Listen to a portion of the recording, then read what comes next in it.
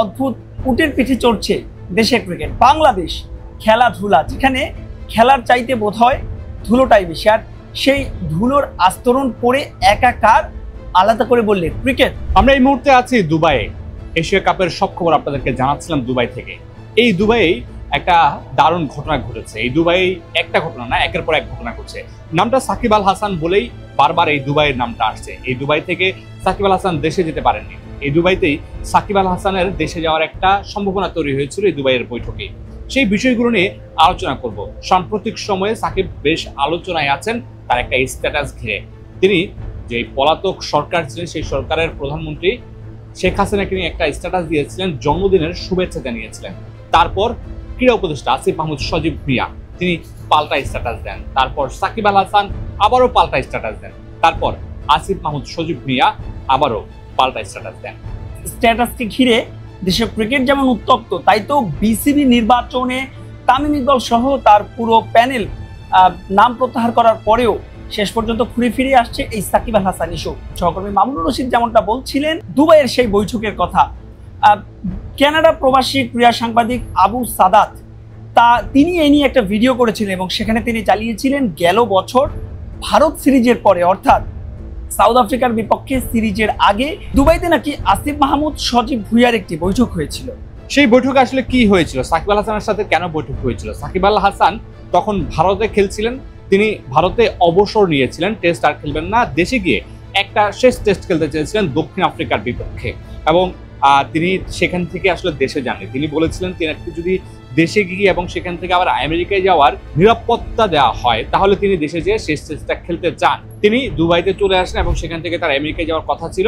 সেই সময়তে সম্ভবত নারী ওয়ার্ল্ড কাপ বা নারী ক্রিকেটের একটা খেলা ছিল দুবাইয়ে, এবং সেই খেলার বদলতে ক্রীড়া উপদেষ্টা আসিফ মাহমুদ সজীব ভুঁইয়া তিনি এখানে আসেন। এবং আমরা যতটুকু যে বললো আমাদের এক সহকর্মীর বদলতে আমরা জানতে পারি যে দুবাইয়ে দুজনের মধ্যে বৈঠক হয়। তখনও আসলে সাকিব আল হাসানকে স্বৈরাচার ট্যাগ দেওয়া হচ্ছিল, তিনি জাতীয় দলের পার্ট ছিলেন, কিন্তু সেই স্বৈরাচার ক্রিকেটারের সাথে কেন আসিফ মাহমুদ সজীব ভুঁইয়া ওই দিন মিটিং করেছিলেন সেটা এখনো পর্যন্ত বোধগম্য নয়। এবং সেই বৈঠক কিন্তু আপনার সুফল বয়ে এনেছিল এবং বৈঠকের আউটকামটা বেশ ভালো ছিল। সাকিব আল হাসানের পরে ছিল, সাকিব আল হাসান গ্রিন সিগন্যাল পেয়েছিলেন দেশে গিয়ে দক্ষিণ আফ্রিকার বিপক্ষে সিরিজ খেলার। এবং তারপরে আসলে বিভিন্ন ধরনের আন্দোলন হয় মিরপুর কেন্দ্রিক, সাকিব আল হাসানকে দেশে আসতে না দেওয়ার স্বৈরাচার বিরোধী যে আন্দোলন, তারা আন্দোলন করেন এবং বিভিন্ন জন সাকিবের বিরুদ্ধে প্রশ্ন তোলেন সে যেন দেশে আসতে না পারে, সেই আন্দোলন তোলা হয়। শেষ পর্যায়ে, একেবারে শেষ পর্যায়ে গ্রিন সিগন্যালটা সাকিব আল হাসান হারিয়ে ফেলেন।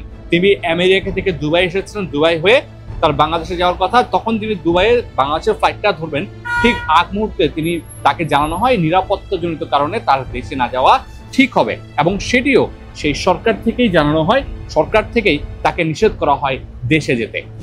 আসিফ মাহমুদ সজীব ভুঁইয়া পরবর্তীতে অর্থাৎ কদিন আগে নিজের অবস্থান স্পষ্ট করেন এবং তিনি স্পষ্ট জানিয়ে দেন বাংলাদেশ জাতীয় দলে আর সাকিব আল হাসানকে না খেলতে বাংলাদেশ ক্রিকেট বোর্ড বিসিবিকে নির্দেশনা দেওয়া হয়েছে মন্ত্রণালয়ের পক্ষ থেকে।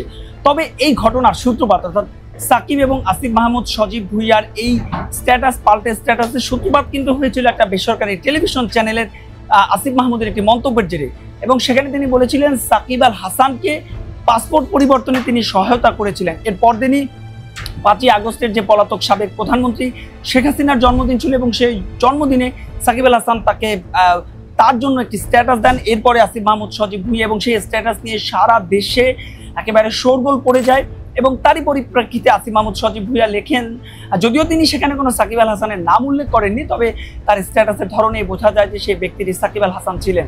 অর্থাৎ সবকিছুই দুপক্ষই হয়তো জানতো, মাঝখান দিয়ে গণমাধ্যম কর্মী কিংবা সমর্থকদের হয়তো বা কিছু বাক্য খরচ হলো। নিশ্চয়ই, এবং যে পাসপোর্টের কথা বলছিলেন, সাকিব আল হাসানকে পাসপোর্টের ব্যাপারে সহযোগিতা করা হয়েছে, স্বৈরাচারের দোষর বলছেন সাকিব আল হাসানকে, আবার তার পাসপোর্টেও আপনি সহায়তা করছেন, এটাও কি একটু কনফ্লিক্ট করে কিনা সেটা নিশ্চয়ই দর্শকরা সেই উত্তরটা দিবেন, সেদিকে আমি যাচ্ছি না। আমরা যেটা জানতে চাই, সাকিব আল হাসানের ফ্যান বেজ বলা হয় বিশ্বের অন্যতম সেরা ফ্যান বেজ, দেশের তো বটেই, এবং সেই ফ্যান বেজে আওয়ামী লীগ বলেন, বিএনপি বলেন, জামাত বলেন, ছাত্রলীগ বলেন, ছাত্রদল বলেন, শিবির বলেন, সব দলের সমর্থকরাই আছেন যারা সাকিব আল হাসানকে পছন্দ করেন, ক্রিকেটার সাকিব আল হাসানকে পছন্দ করেন। কিন্তু রাজনৈতিক টানাপোড়েনে সাকিবের হয়তোবা অনেক ফ্যান বেস সরে গেছে, তারপরও সাকিবের বড় একটা ফ্যান বেস ছিল। কিন্তু সাম্প্রতিক সময়ের যে ঘটনা ঘটেছে, সাম্প্রতিক সময়ে সাকিবকে দেশে ফিরতে না দেয়া, সাকিবের পাল্টা স্ট্যাটাস, পলাতক যে সরকার, সেই সরকারকে নিয়ে সাকিবের জন্মদিনের শুভেচ্ছা জানানো, সমর্থকরা সাপোর্টাররাও একটা বিপদে পড়েছেন। তারা আসলে কোন দিকে যাবেন? তারা কি স্বৈরাচার আন্দোলনের পক্ষে থাকবেন নাকি সাকিব আল হাসানের পক্ষে থাকবেন? সাকিবের ভক্তরা কি করবেন সেটা নিয়েও আসলে দোটানা তৈরি হয়েছে রিমন। দেখুন, বলা হয় যে খেলাধুলার সঙ্গে কখনোই রাজনীতি মেশাতে হয় না, কিন্তু বাস্তবতা হচ্ছে অন্তত সাউথ এশিয়ায় খেলাধুলা রাজনীতি একসঙ্গেই চলে। সাকিব আল হাসান যে স্ট্যাটাসটা দিয়েছিলেন এবং আসিফ মাহমুদ সজীব ভুঁইয়ার সামাজিক মাধ্যমে যে স্ট্যাটাস, দুজনের পাল্টা পাল্টা স্ট্যাটাসে একটা জিনিস তো প্রমাণিত, সেটা হচ্ছে মুখোমুখি বড় একটা সংঘর্ষ হয়েছে। সাকিব আল হাসানের যেটুকু আশা ছিল, সাকিব আল হাসান যে একেবারে প্রথম দিকে গ্রিন সিগন্যাল পেয়েছিলেন এবং পরবর্তীতেও আসলে তার একেবারে নিষেধাজ্ঞা না, মানে একেবারে দেশে যাওয়ার নিষেধাজ্ঞা থাকলেও একটা মনো সিম্প্যাথি সাকিবের দিকে ছিল, সেটা সরকার পক্ষের মনো সিম্প্যাথি ছিল। কিন্তু সাকিবকে নিরাপত্তাজনিত কারণে বা বিভিন্ন ইস্যুতে আপাতত দেশে যেতে না করা হয়েছে এবং তার নিষেধাজ্ঞাটা ছিল। কিন্তু শেষ পর্যন্ত সাকিব তার মাতৃভূমিতে ফিরতে চেয়েছেন। শেষ পর্যন্ত মনে হয় সাকিবের আর মাতৃভূমিতে ফেরা হবে না, যতদিন অন্তত এই সরকার থাকছে। এই সরকারও সেটা ক্লিয়ার করে দিয়েছেন। তবে সাকিব একটা থ্রেট কিন্তু দিয়ে রেখেছেন, কোনো না কোনো একদিন মাতৃভূমিতে ফিরতে চান।